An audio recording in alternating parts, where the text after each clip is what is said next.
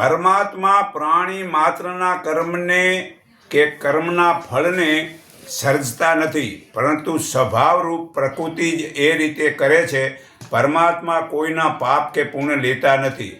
અજ્ઞાન વડે જ્ઞાન ઢંકાઈ જવાથી તે લોકો મોહથી કરે છે, પણ જેમનું તે અજ્ઞાન આત્મજ્ઞાનથી નાશ પામ્યો છે, તેમનું તે જ્ઞાનથી છૂટે છે. તે જ્ઞાન વડે પરમાત્મામાં જ સ્થિર છે. જેનું પાપ છૂટી ગયું છે તે મુક્ત થાય છે. તેવા જ્ઞાનીઓ બ્રાહ્મણોમાં, ગાયમાં, હાથીમાં, કૂતરામાં તથા ચંડાળમાં આમ સમાન દ્રષ્ટિ રાખે છે.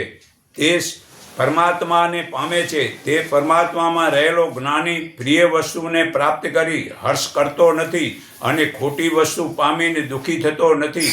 જે બહારના વિષયોમાં અજ્ઞાનીઓ જે મનમાં સુખ મેળવે છે, તે કરતાં અનંત ગણું સુખને પરમાત્મામાં જોડાયેલો મનુષ્ય પણ અનુભવે છે. આ ઇન્દ્રિયો તથા વિષયોના જે ભોગો છે તે બધા જ દુઃખો આવવા ને જવાવાળા છે. તેથી જ્ઞાની લોકો તેમાં રમતા નથી. જે મનુષ્ય આ ફાલતુ ખોટી રીતે રમવા જાય છે તે ખરેખર એ સમજ્યા જ નથી. જે મનુષ્ય મૃત્યુ પહેલાં કામ અને ક્રોધને છોડી દે છે તે જ યોગી સુખી થાય છે. જે યોગી મનમાં સુખ પ્રસન્નતાથી જ્ઞાનનો પ્રકાશને અનુભવે છે, તે પરમાત્માને પામે છે. જેનું પાપ અને પુણ્યનો મેલ નાશ પામ્યો છે. કારણ કે પાપ અને પુણ્ય બે મેલ છે. પાપવાળો નરકમાં જાય અને પુણ્યવાળો સ્વર્ગમાં જાય. સ્વર્ગમાં જઈ એનું પુણ્ય ખતમ થઈ જાય, વળી એ પાછો મતલબ કે આ જન્મ મરણના ચક્રના દુઃખ ભોગવવા પડે. તો એ પાપ ને પુણ્ય બે મેલ છે. પણ સેવાના ભાવે દાન કરો, એમાં કોઈ અહંકાર કે સ્વાર્થ ન હોવો જોઈએ. જેની શંકા મટી ગઈ છે અને જેને સર્વ પ્રાણીઓના હિતમાં તૈયાર રહે છે, તે પરમાત્માને પામે છે. જેમને પોતાના આત્માનું જ્ઞાન થયું છે, તે લોકોને સર્વત્ર પરમાત્માને જ આમ અનુભવે છે. બહારના ભોગોને મનમાં ચિતરતો નથી ને આંખની દ્રષ્ટિને આ ભ્રકુટીની વચ્ચે સ્થિર કરીને નાકની અંદર ચાલતા પ્રાણ તથા અપાન સમન કરીને જેણે મન અને ઇન્દ્રિયો અને ઈચ્છા, ભય, ક્રોધ નાશ પામ્યા છે, એવો જે જોગી મોક્ષની તૈયારી કરે છે, તે સદા મુક્ત રહે છે. તે પરમાત્માને યજ્ઞો તપના ભોગતા તરીકે માને છે. તે સર્વલોકના મહેશ્વર તરીકે અને સર્વ પ્રાણીઓના સ્વાર્થ વિનાના મિત્ર તરીકે જાણીને શાંતિ પામે છે. આ તમને ભરોસો ન હોય તો આ મેં જે છે વસ્તુ ગીતા અધ્યાય 5 શ્લોક 8-29 તમે વાંચી લેજો. આ પુરાવો છે. તો આવું તેવા જોગી જીવતા જ મોક્ષ પામે છે. છતાં તત્વનું જ્ઞાન પરમાત્મા એક જ છે. તત્વજ્ઞાની લોકો પરમાત્મા એકનું સંગઠન કરવાનું કહે છે. તો એક જ પરમપિતા પરમાત્મા મહાચેતન એટલે કે પર આખા વિશ્વમાં મોટા નિરાકાર સનાતનનો અર્થ સદા એક સમાન અને નિત્ય રહેનાર અને સ્થિર, આમ હેલવાની જગા જ નથી. તે સર્વ જગાએ આમ હજુર છે ને એમાં સમાન તત્વ જેના ગુણ, કર્મ અને સ્વભાવ પવિત્ર છે, એ સર્વે સંસારને બનાવે છે. તે પરમાત્મા સંસારનું પાલન કરે છે. તે પરમાત્મા સંસારનો નાશ કરે છે. તે સર્વને જ્ઞાન આપે છે. સારા ખરાબ કર્મના ફળમાંથી સર્વને જીવોને સાચો ન્યાય કરે છે. તે કપાય નહીં. જાણો, પરમાત્મા તત્વ એવું છે અહીંયા મોજૂદ કે કપાય નહીં, અને બાળો તો બળે નહીં, પાણીથી ભીંજાવો તો ભીંજાય નહીં, અને પવનથી સુકાવો તો સુકાય નહીં. તે પરમાત્મા અહીંયા આમ ઠસોઠસ ભરેલા છે. તે પરમાત્મા એક સાચાનો મૂળ છે. અને બ્રહ્માજી, વિષ્ણુ, શંકર, થાવર એટલે કે ઝાડપાન, અને જંગમ એટલે આમ જે પંખેથી ઉડે કે પગેથી હાલે તે સૃષ્ટિની શાખા છે. આ પુરાવો તમને ન હો મારા ઉપર વિશ્વાસ આવે તો ગીતા અધ્યાય 15 શ્લોક 1 આગળ વાંચી લેજો. બીજું, તે પરમાત્મા સૂક્ષ્મ હોવાથી જાણવાને કે જોવાને અશક્ય છે. તે આમ દૂરમાં દૂર છે અને સાવ આમ પાસેમાં પાસે છે. આ પણ તમને પુરાવો હું કહું છું. ગીતા અધ્યાય 13 શ્લોક 16 પુરાવો છે. તો આત્મા આ સંસારમાં સૌથી મોટો છે, છતાં આત્મા અનેક છે. 21 લાખ જરાયુજ ઓળમાંથી પેદા થાય છે. 21 લાખ ઈંડામાંથી પેદા થાય છે. 21 લાખ પરસેવામાંથી પેદા થાય છે ને 21 લાખ બીજ વાવીને જમીનમાંથી ઉગી નીકળે છે. તે 84 લાખ આત્મા છે. આ મનુસ્મૃતિ પાના નંબર 6 શ્લોક 43-49 પુરાવો છે. તે સર્વ જીવાત્મા ચેતન છે અને પ્રકૃતિ મૂળ માયા તે જડ છે. તે અપરા કહેવાય. તે સત્ય, રજોગુણ અને તમોગુણ ની બુદ્ધિ, અહંકાર, મન, 5 જ્ઞાનેન્દ્રિયો, કાન, ચામડી, આંખ, જીભ અને નાક, 5 કર્મેન્દ્રિય, વાણી, હાથ, પગ, જીનેન્દ્રિય અને ગુંદા અને 5 વિષય, શબ્દ, સ્પર્શ, રૂપ, રસ ને ગંધ. આ 19 તત્વને સૂક્ષ્મ શરીર કહેવાય છે. તે આ સૂક્ષ્મ શરીર સૃષ્ટિના શરૂઆતમાં પરમાત્માએ 1,96,08,53,117 વાર પહેલા આ પરમાત્માએ આ આત્માને આપેલું છે. તે વખતે એકદમ આમ શુદ્ધ હતું કે કોઈ પણ જે ખાવા, પીવા, જોવા, સાંભળવાના વિષયમાં કોઈ પણ પ્રકારની ભૂલ કરતો નહોતો.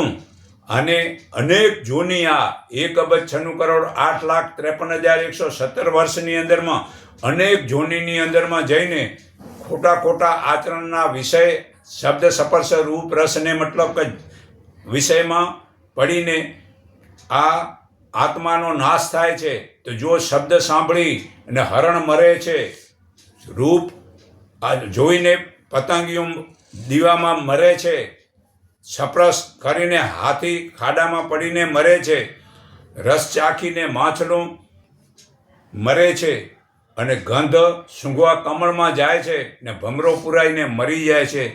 તો આ પશુ પંક્ષીમાં બુદ્ધિ ઓછી છે, તે એક વિષયથી મરે છે અને મનુષ્ય જુએ છે અને 5 વિષયને છોડતો નથી.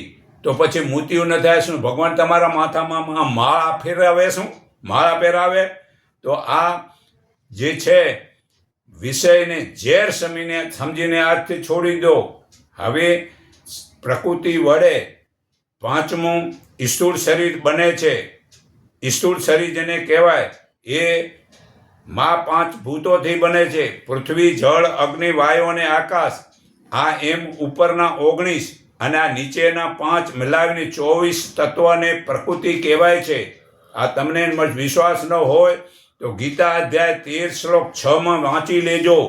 પછી એક જ માનવ ધર્મ એટલે કે વેદ ગીતા આધારે ધાર્મિક ગ્રંથનું મુજબનું સત્ય સનાતન ધર્મ. સનાતનને જ કોઈ સમજતા નથી. સનાતનનો અર્થ થાય સત્ય અથવા સર્વ જગાએ આમ સમાન હોય. સર્વ જગાએ કોઈ અહીંયા વધારે સારું ને ઉમાં વધારે ઓછું એવું નહીં. સનાતન એટલે પરમાત્મા. સનાતનનો અર્થ સર્વ જગાએ હાજર ને સર્વ જગાએ એક સરખું. ક્યારે વધે ઘટે નહીં, કપાય, ભીંજાય, બળે નહીં. એ સત્યને પરમાત્મા કહેવાય. અને ધર્મના ઠેકેદારે તે આ લોકોને ખોટા મતલબ કે એકબીજામાં મતભેદ ઊભા કરી દીધા છે. સંસ્કાર ધામ બનાવો ને મૂર્તિઓ પૂજો. હવે એમાં તમે ધર્મના ઠેકેદાર ક્યાં મતલબ કે ભગવાનના પાપથી છૂટશો? શા માટે આવા પાપ કરાવો રહ્યા? મૂર્તિ કદી કોઈ ભગવાન થાય? મૂર્તિ કોઈ બી ક્યારે ભગવાન ન થાય. સાચી મૂર્તિ તો મતલબ કે જીવતાની કહીએ. મનુસ્મૃતિમાં માતાની પૃથ્વીની મૂર્તિ છે, પિતાની આ બ્રહ્માજીની મૂર્તિ છે ને ગુરુજી છે એ પરમપિતા પરમાત્માની મૂર્તિ છે. આ ભાઈઓ બહેનો મતલબ બધા જે છે એકબીજામાં મતલબ મૂર્તિઓ છે. જીવતાને માનવાનું કહે રહ્યા આ સંત કબીર પણ. અને આવા ધર્મના ઠેકેદાર તે મતલબ ખોટા પાખંડમાં બધાને મતલબ ફસાવે રહ્યા. તો પોતાનું તેમજ સંસારના બધા જીવોનું કલ્યાણ થાય, જેનાથી સન્યાસી કે અન્યાય ન થાય કે હિંસા કોઈની ન થાય એવો વ્યવહાર થતો નથી. ને એક જ માનવ ધર્મ એવો છે કે તેને પાલન કરવાથી કોઈ હિંસા નથી થતી.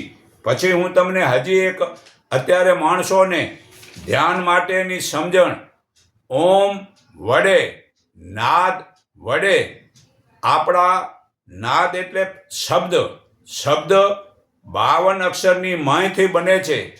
તેમાં મુખ્ય ઓમ મંત્ર મુખ્ય છે. ઓમ નો નાદ એટલે ધ્વનિ, શબ્દ બ્રહ્મ, શબ્દ એટલે નાદ. ઘણી રીતે જુદા જુદા સમજાવે છે. તે તમને પહેલા ધ્યાન કરવા માટે ધીરે ધીરે એ તમારા કાન વડે તમારા માથામાં અહીંયા હાથ રાખીને જુઓ તો ખરા. આ નાદ સ્મરણની તમને મતલબ તેમાં યાદ આવશે. શેને કારણે? એને તમે વાજિત્ર સાંભળશો, શું થશે, કોઈ નગારા વાગશે, એવો નાદ થશે. એટલે તમારું મન સ્થિર થશે. ને મને બધું આ જગતનો ડખો કરાવે રહ્યું તે મન સ્થિર થશે. ધીરે ધીરે તેમાં ધ્યાન લાગશે. અને પછી તમારે એ બધાય 52 અક્ષરમાંથી ઓમ બને એ વાણીએ બંધ કરી મૌન થઈ જવાનું હોય. અને પછી આનંદનો આમ ખજાનો શરીરની અંદર પડ્યો હોય એ લૂંટવાનો હોય. એ આનંદ રોજ તમે આમ લૂંટો તો ખરા. એકવાર આત્મા જ્ઞાન થઈ જાય ને તો આ જગતનો બધોય વ્યવહાર એને મતલબ નબળો લાગે. એ આઠે પોર ઉઠ્યો ત્યારથી કરીને રાંચે સુવે ત્યાં એકદમ આમ પરમાત્માના આનંદ જ લૂંટ્યા રાખે. આ પરમપિતા પરમાત્માના તત્વનો આનંદ ભાઈ લૂંટો તો નાદનું સદાન, નાદ એટલે ધમની ઉચ્ચારણથી શરીરના રોમ આમ શુદ્ધ થાય છે. તેને શરીરની અંદર એકતામાં સાંભળવો પડે છે. તેથી પરમાત્માનું જ્ઞાન થાય છે. જ્યાં સુધી નાદ છે ત્યાં સુધી મન છે. જ્યારે નાદ સૂક્ષ્મમાંથી આમ સૂક્ષ્મ થઈ સાવ આમ મન અમન બની જાય છે, તેને નિશબ્દ એટલે નાદને જ પરમાત્મા કહેવાય છે. આ પદ પ્રાપ્તિ થતાં કોટી નાદ અને કોટી બિંદુ પ્રમાણ નાદમાં લીન થઈ જાય છે અને પરમાત્માનું જ્ઞાન થાય છે. આ ઓમકાર દિવ્ય નાદ છે. એ સારું સંગીત છે, પ્રકૃતિનો રસ છે. મંત્રોની ઉર્જાના તરંગો પેદા થાય છે. ત્યારે ઓમ, ને, હ્રી, કલી, નૃ, મ, ગલો, સો આ વગેરે બીજ મંત્રો છે. તેમની યોગ્ય ઉચ્ચારણથી ખૂબ જ જગતની શક્તિ તે પેદા થાય છે. ને આ બીજ મંત્રોને યોગ્ય રીતે સાધ્ય જોડે ચોક્કસ રીતે એ બોલવાથી શરીરમાં સર્વે રોગ મટે છે. ઓમના જાપથી વ્યસનો છૂટે છે. આપણા શરીરના કોષોને ફરીથી આમ રિચાર્જિંગ કરે છે. કોષોમાં સૂક્ષ્મ જીવોનો જાગૃત કરે છે અને મગજના ન્યુરોન મોટરને પણ આમ પ્રભાવ પાડાય છે. આ સૃષ્ટિનું સર્જન તેનું નામ જ છે આ બિગ બેગ. એથેરી બિગ એટલે કે મહાવિસ્ફોટ. તે વિસ્ફોટ 15 મિલિયન વર્ષ પહેલા આ આકાશમાં ગ્રહો, નક્ષત્રો, તારાઓ, સૂર્ય વગેરે તે ઉર્જાથી બનેલ છે. આ કણો તે જ પરમાત્મા છે. આ ઓમકાર નાદ એ પરમાત્મા છે. ઓમનો રચિતા તે બ્રહ્માજી છે. આદિકાળથી તપથી અને સિદ્ધિ બનેલા બ્રહ્માના મુખમાંથી આ પ્રગટેલ છે. એમનું ઋષિ અધિષ્ઠાન બ્રહ્માજી છે. ગાયત્રી એનો છંદ છે. અગ્નિ તેના દેવતા છે. બ્રહ્મ બિંદુ ઉપનિષદ પાના નંબર 19 પહેલા ઓમકાર વડે યોગ સાધના કરવી અને પછી ઓમકારથી ઉપર રહેલ નિર્ગુણ પરમાત્માની ધારણા કરવી, કારણ કે પરમાત્માની ભાવનાથી નામ રૂપ છૂટી જાય છે ને પૂર્ણ પરમાત્મા હું જ છું એમ જાણીને મનુષ્ય જ્યારે આ પરમાત્માને પામે છે ત્યારે 3 અવસ્થામાં એક જ આત્મા છે. તે ત્રણેય અવસ્થાને પહેલે પાર પહોંચી ગયા પછી ફરી જન્મ થતો જ નથી. જેમ માટીમાં ઘડો બને છે તે ઘડાનો નાશ થતાં માટી બને છે, તેમ આ શરીરનો માયારૂપી નાશ થતાં પરમાત્માને પામે છે. હું સર્વના હૃદયમાં રહેલા પરમાત્માને હું મારા હૃદય ભાવથી નમન કરું છું. એકને ઓળખો, એકને માનો, એક સંગઠિત થાવ. આ તત્વ છેલ્લું છે, આ જીવનમાં જાણી લો. આના માટે આટલું તત્વજ્ઞાન જીવનમાં ઉતારી લો. આટલું કહી મારી વાણી વિરામું છું.